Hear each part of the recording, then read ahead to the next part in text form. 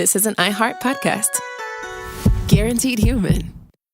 Work can be a little weird. Cringy training seminars, coworkers who won't stop talking about their plant, forgetting the mute button at an inopportune moment. We have to deal with a lot on any given workday. Sometimes it can feel hard to thrive and move forward in your career. Well, that's where LinkedIn comes in. LinkedIn helps you get ideas and insights from experts in your field, connect with people professionally, grow your network, and access tools designed to help you find the right fit for your next role. Whether you're just getting started, figuring out your next move, or looking to accelerate your career, LinkedIn is built to support you at every stage because LinkedIn is the network that works for you. Visit linkedin.com/knowstuff to learn more. If audiobooks are your thing and you've been meaning to listen to more of them, you should check out a podcast called Earsay, the Audible and iHeart Audio Club, hosted by Cal Penn. Each episode spotlights standout audiobooks on Audible across all kinds of genres: sci-fi, comedy, romance, thrillers, and more, with Cal talking to guests who help break down what makes each story worth listening to. It's a fun, easy way to discover your next great audiobook. Check out Earsay on the iHeartRadio app, Apple Podcasts, or wherever you get your podcasts.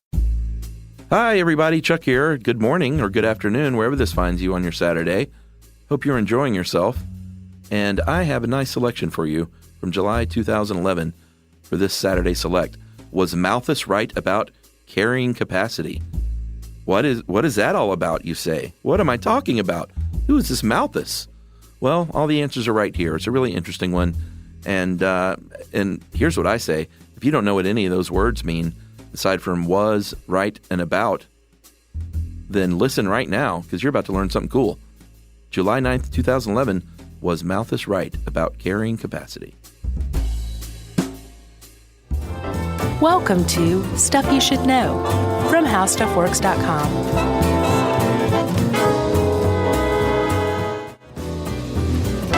Hey, and welcome to the podcast. I'm Josh Clark. With me, as always, is Charles W. Chuck Bryant, sitting across from me. And that makes the Stuff You Should Know the podcast. There you go. The only incarnation thus far. Is there somebody fast forwarding through this part right now, huh? Yes.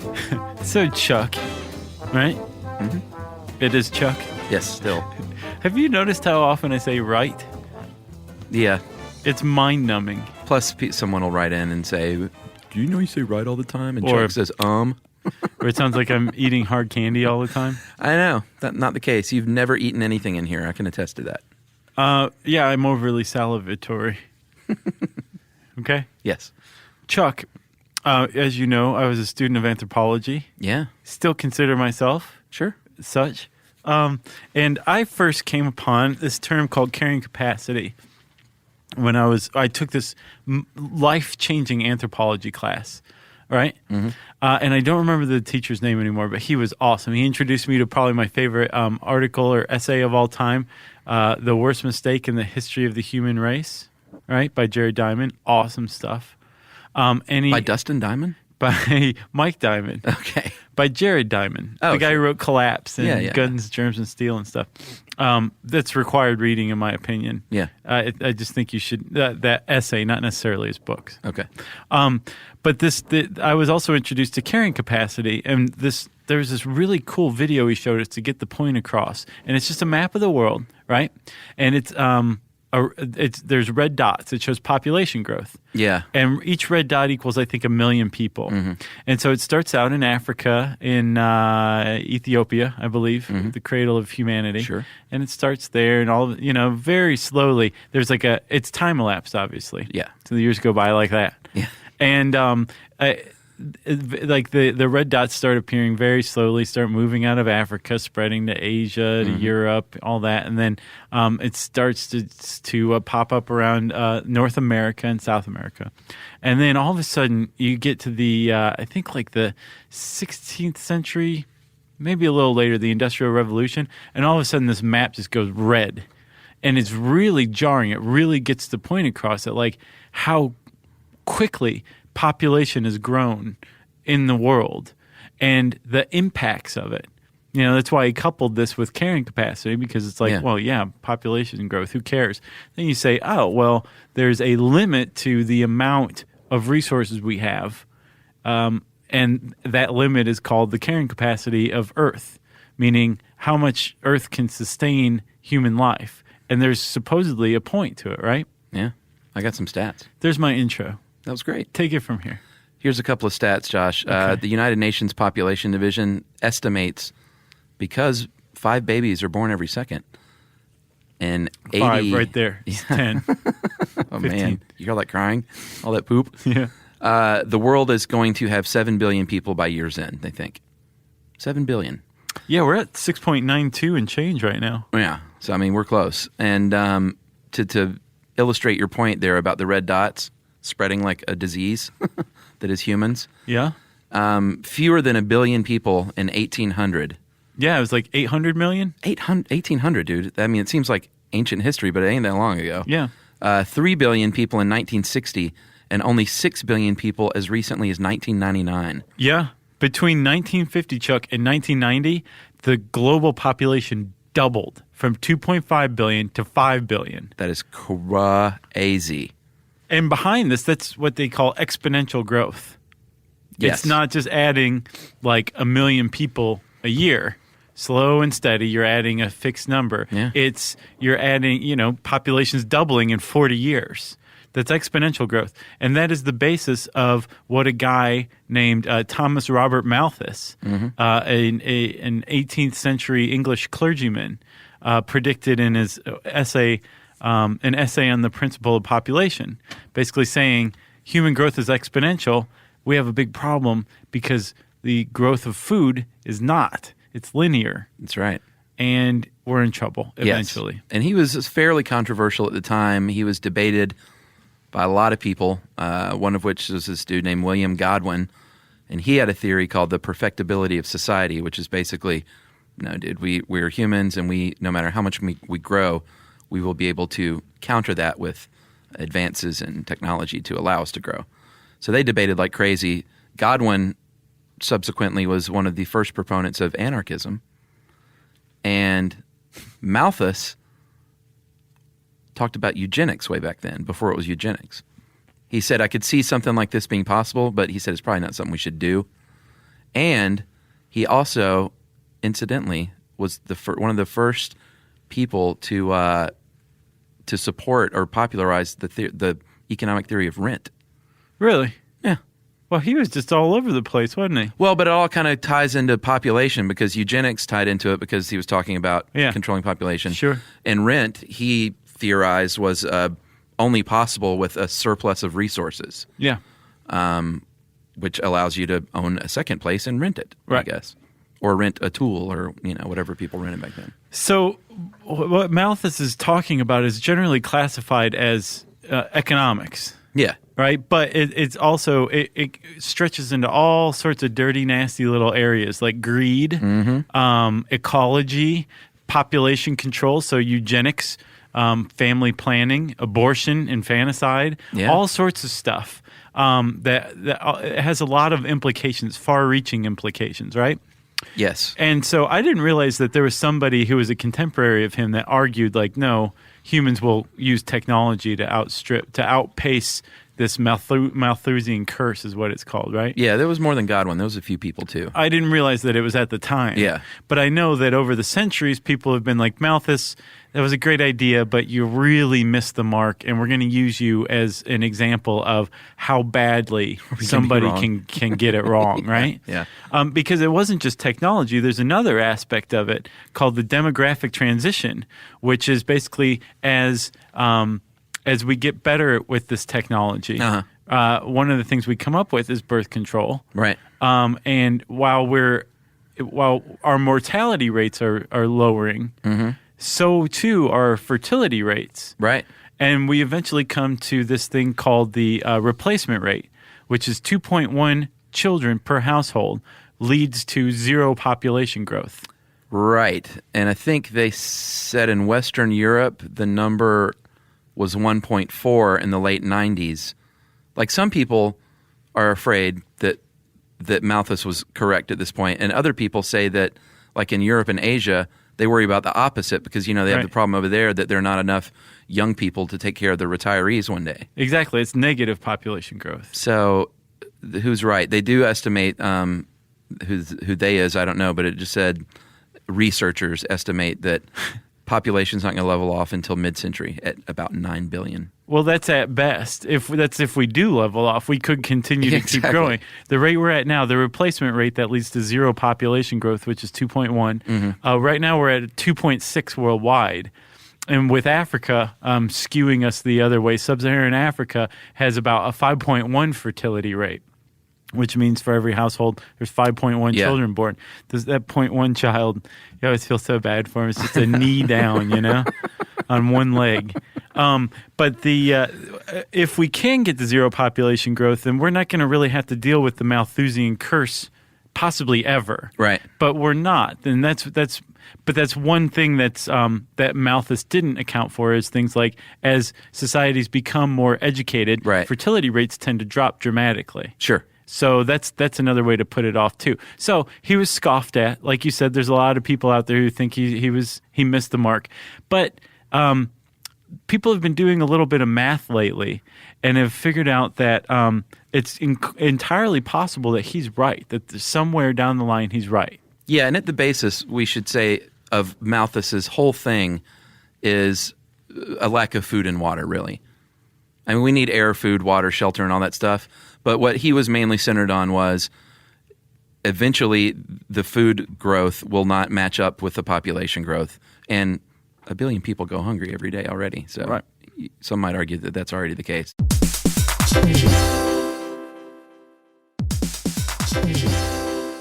Hey everybody, we're here to talk to you about Wayfair, who believes that spaces should be functional, they should be comfortable, they should be well-designed, and they can be well-designed by you with their help. Your updated space should feel more comfortable, inviting, and practical for everyday use. And we're talking about outdoor seating. We're talking about grills. We're talking about major appliances. If you need storage solutions, Wayfair can help you out. Patio lighting, rugs, decor. It is your one-stop shop for home. Yeah. I mean, it's getting nice out, so it's time to think about living outdoors for the next few months. And Wayfair knows that outdoor furniture, it's heavy, it's intimidating to assemble. So Wayfair has stepped in and said, we're going to handle the hard part so you don't have to. That's right. You can shop Wayfair Verified, your shortcut to the good stuff. And that means their team of product specialists are going to vet everything by hand using a 10-point inspection, testing things like, quality materials, functionality, and features, and even how long it takes to build that piece of furniture. And the overall experience save time, reduce hassle, and improved convenience. Patio season is here, and these deals won't last. So head to wayfair.com right now to get your outdoor space ready for way less. That's WAYFAIR.com. Wayfair, every style, every home. Hey everybody, I want to talk to you a little bit about Tide Evo because it represents over 10 years of innovation and product development. Tide Evo is a first-of-its-kind technology where tens of thousands of minuscule fibers are spun together to form a 6 times powerful layer packed with scrubbers, brighteners, pre-treaters, and fresheners. And that's going to deliver a breakthrough clean that's so powerful it feels like magic. Yeah, it is kind of like magic. Tide Evo is revolutionary. A 100% concentrated, waterless laundry tile that's made of compressed microfiber soap layers rather than liquid or powder. And it's not like pods or sheets because it uses 6 layers of detergent fibers to deliver superior cold water cleaning without plastic packaging of any kind. And it provides a mess-free, lightweight solution that dissolves lickety-split. So whenever you run into a laundry challenge, turn to Tide Evo. It's revolutionary, it's magic. Try new Tide Evo. Real laundry magic. Stuff you should know. So let's talk about carrying capacity, Chuck. Yeah, this is cool. If we had not transitioned, which we have, which kind of proves the positivists camp, that we can be technological. Mm-hmm. If we hadn't transitioned from hunter-gatherer to agriculture, the carrying capacity of Earth would have been reached at about 100 million people. Long time ago. Yes, because there's just so many animals running around that we can kill. There's only so many berries that are going to occur naturally on the vine, right? Mm-hmm. But we did transition to agriculture before we hit the 100 million mark, possibly, maybe not. Farming. And we began to use technology, which is growing crops, to feed ourselves. And animals. And then we reached another point, right, where we hit what was called the Green Revolution. You remember that? Yeah, well, yeah, remember. With Norman Borlaug.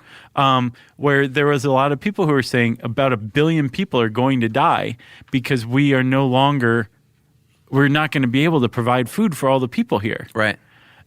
We've come up with great vaccines and all this other technology that's lowering the mortality rate, but that just means people are living longer and they need food longer over their lifespan. Right. Right? So what are we going to do? Norman Borlaug comes along and says, you know what we're going to do? Tapioca pudding. Exactly. Tapioca pudding for everybody.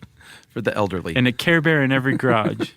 No, go ahead with what he said, because he was a genius. He said we're going to maximize the yield that we get out of arable land. Mm-hmm. We're not just going to plant some seeds and be like, hope you grow. Right. We're going to apply tons of pesticide, tons of fertilizer, and we're going to squeeze corn the size of your torso out of every plant.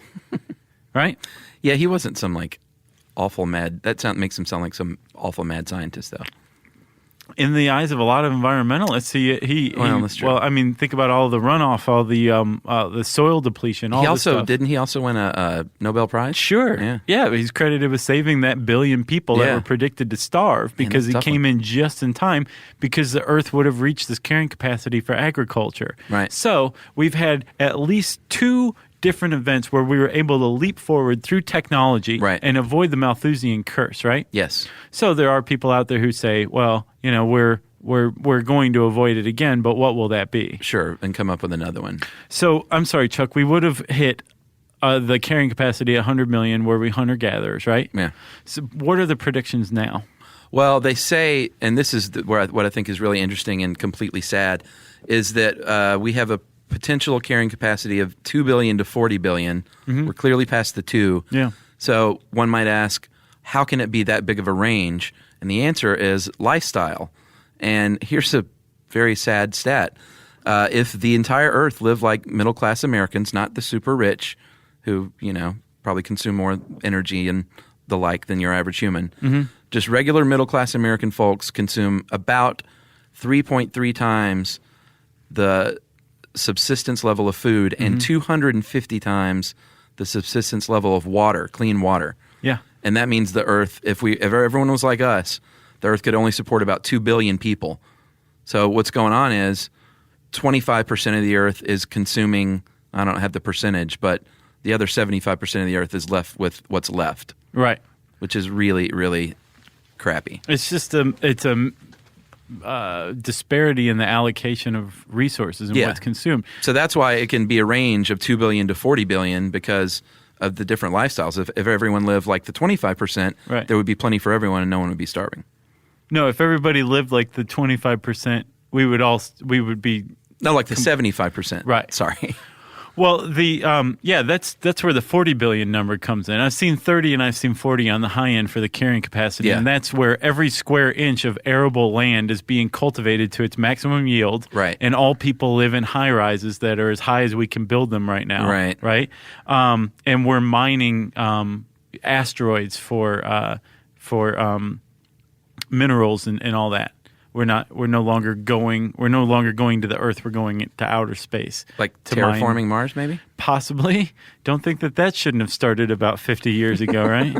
But that 40 billion prediction is based on the absolute minimum requirements, and everybody, 40 billion people living on the planet, all using the minimum amount, which is 400 liters of water a year, and about 300 kilograms of food a year, mostly grains. And you can basically kiss meat goodbye. Yeah. Because we need that land to grow our grains rather than grow grains to feed cows. Right. Which is another way that the West consumes resources more than its fair share through a meat-rich diet, which is you're not only eating the meat, you're eating the grains that the meat ate. Right. So, Chuck, let me ask you something. Okay.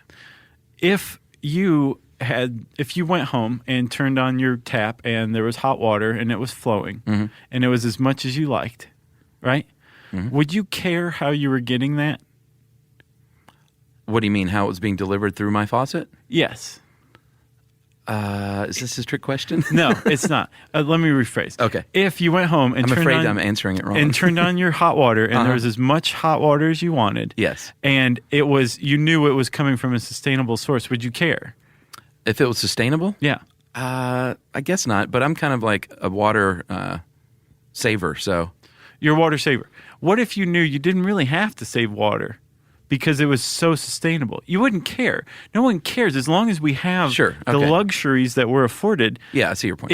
You don't care if it came from burning banana peels. Right. No one cares. The problem is that the problem with the course that we're on apparently right now is that we are using technology not to get more from less, but to get more from more cheaply, right? Yeah, it's a uniquely human thing, they call it in the article, which is pretty much true, but technological advancement is in many ways leading to our habitat destruction. Ideally, at this point, everyone would be on solar, and Right. the massive companies would be solar powered and all that kind of thing. And that's another great point is, you don't care where your electricity comes from. Do you care if it comes from a solar panel or wind? No. Of course you don't. You just want your electricity. Yeah. So if we had invested, or if we could invest our technological advances into getting what we have now from less, From e.g. less. solar radiation or wind power, Right. then we would be that's true cutting edge technology rather Right. than, figuring out ways to deplete things faster, more cheaply, which is the way we're going. Yeah, like thinking of, let's say, a more efficient oil driller, or a more efficient way of getting coal from a mountain, i.e. mountaintop removal. So they're using technology, but they're using it in ways that are also destroying the habitat. And sustainability is all about finding the right balance in your habitat. So here's the conclusion I came to from reading this, right? The argument from the positivists camp, I don't even think I'm using that word correctly, but the people who are the optimists camp, Sure. right? Are they're saying, no, Malthus was incorrect because he failed to account for human ingenuity. And as population grows, so too do the number of geniuses. Sure. And that's where innovation comes from. Yeah. Right? I think the optimists are missing a point in their model, and that is greed. You can't really sway greed to benefit human ecology, can you? No, I mean, you can't convince an entire population of people to change their lifestyles, which is what it would take. That's what I'm saying. You can't, because they don't care. Right. But if you could deliver them that same amount of hot water, Right. that same electricity, and it was coming from a sustainable source, no one's going to fight that. Right. Right? It's having to get them to fight that fight to get the people who are controlling it to change over. They're not going to do that.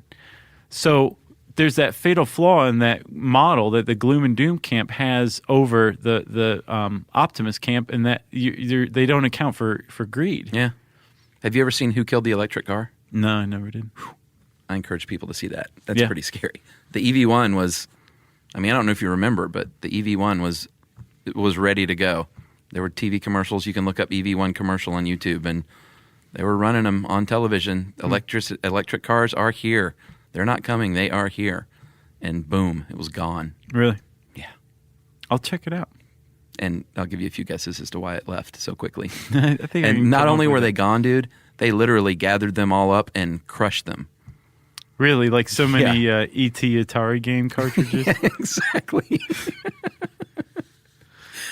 Yeah, sad. But Yeah. go rent it. It's cool. Yeah. SYSK. You should know. SYSK. You should know. No, it's Brian. Josh Clark.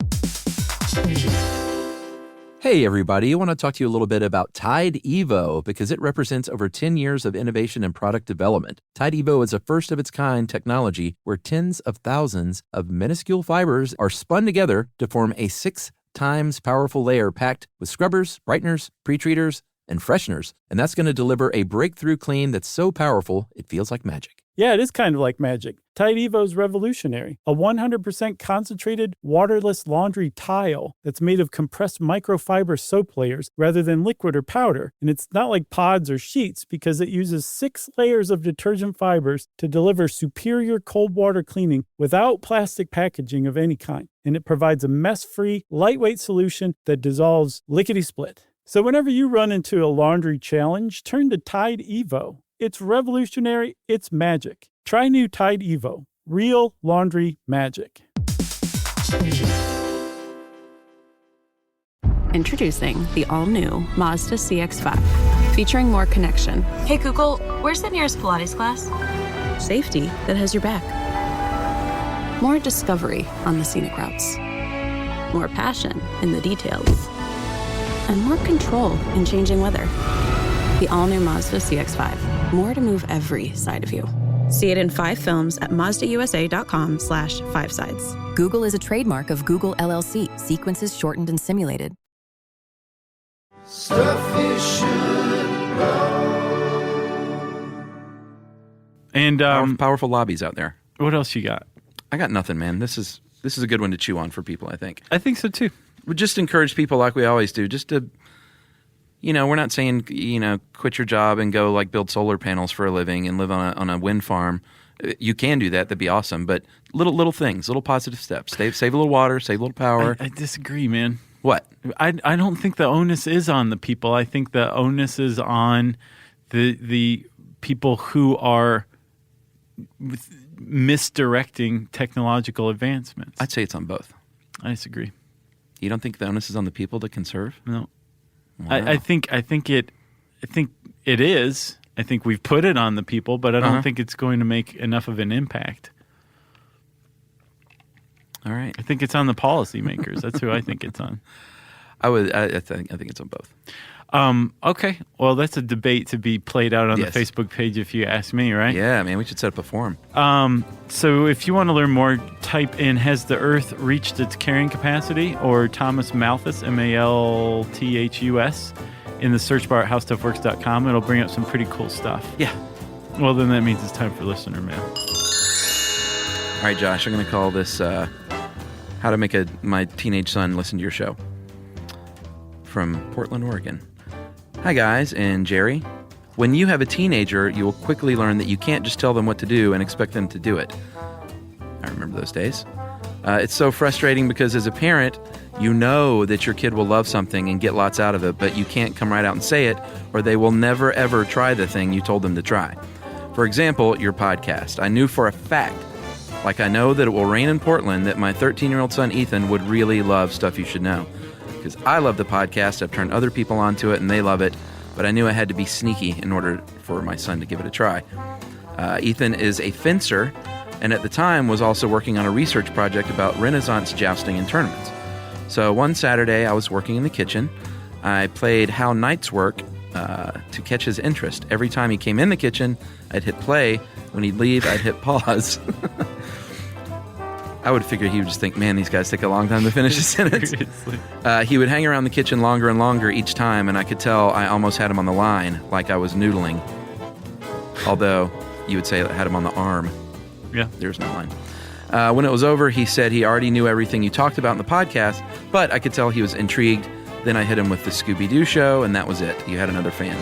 Now, he has downloaded the app for his iPod and listens each night as he's going to sleep. Wow. And that Talk is about from, recruitment. That's from Afton Inn, a very sneaky mom. Thank you. In Portland, Oregon. Thanks, Afton. Mm-hmm. That also kind of ties into the cults and brainwashing episodes too, doesn't it? Yeah, and she said, when she replied, I asked her if I could read this. She said, sure. And she said, I guess he'll know my little trick now, but he'll get such a kick out of being mentioned, Ethan the Fencer. Yes. That he will forgive that. Yeah, and at least he can rest assured that she's not like putting anything in his soup to get him to do what she wants. She uses more subtle tactics than that. Right? I wish you could put something in soup to make people listen to this. I'd be putting it in soup. Yeah, that's a good idea. I'd put it in all soups. I'll tell you what, if you have any suggestions of what we can put in people's soup to get them to listen to Stuff You Should Know and to get them to go give us a review on iTunes, huh? Yeah, that helps us out when you do that. Yeah. You should send us an email, and you should send it to a specific email address that is stuffpodcast@howstuffworks.com.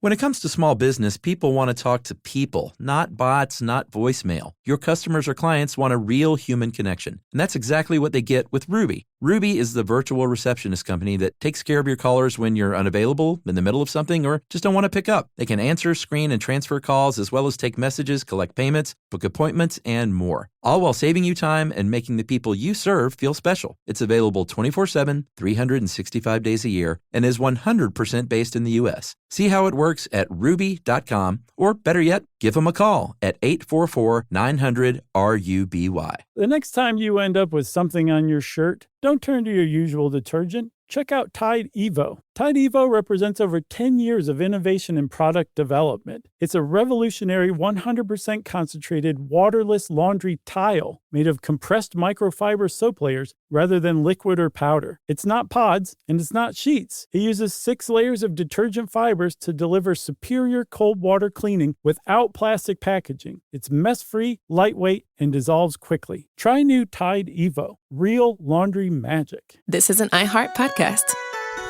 Guaranteed human.